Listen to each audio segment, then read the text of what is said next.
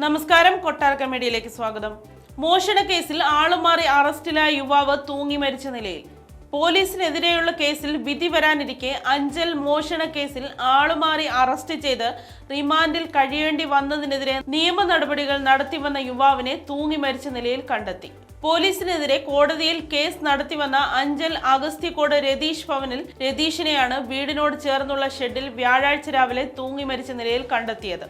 2014 അഞ്ചലിലെ ഒരു മെഡിക്കൽ സ്റ്റോറിൽ നിന്ന് 8 ലക്ഷം രൂപ മോഷണം പോയ സംഭവത്തിൽ രതീഷിനെ അഞ്ചൽ പോലീസ് അറസ്റ്റ് ചെയ്തിരുന്നു. താനല്ല മോഷ്ടിച്ചതെന്ന് രതീഷ് കേണു പറഞ്ഞിട്ടും പോലീസ് കേസെടുത്ത് കോടതിയിൽ ഹാജരാക്കി റിമാൻഡ് ചെയ്തു.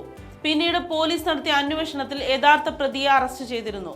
റിമാൻഡ് കാലാവധി കഴിഞ്ഞ് പുറത്തിറങ്ങിയ രതീഷ് അഞ്ചൽ പോലീസിനെതിരെ നടത്തിവന്ന കേസിൽ കോടതി വിധി വരാനിരിക്കെയാണ് മരണം. ബസ്സും ഓട്ടോയും ഓടിച്ച് കുടുംബം പുലർത്തി വരികയായിരുന്നു രതീഷ്. ആളുമാറി അറസ്റ്റ് ചെയ്ത പോലീസ് കുറ്റം സമ്മതിപ്പിക്കാനായി ക്രൂരമായി തല്ലിച്ചതച്ചിരുന്നെന്ന് രതീഷിന്റെ ഭാര്യ രജനി പറഞ്ഞു. ആരോഗ്യം വഷളായി, പോലീസിനെതിരെ കേസ് നടത്തി സാമ്പത്തിക പ്രതിസന്ധിയിലായതിനെ തുടർന്ന് ജീവിതം മുന്നോട്ട് കൊണ്ടുപോകാനാകാത്ത നിലയിലായെന്നും അവർ പറഞ്ഞു. അഞ്ചൽ പോലീസ് തുടർ നടപടികൾ സ്വീകരിച്ചു.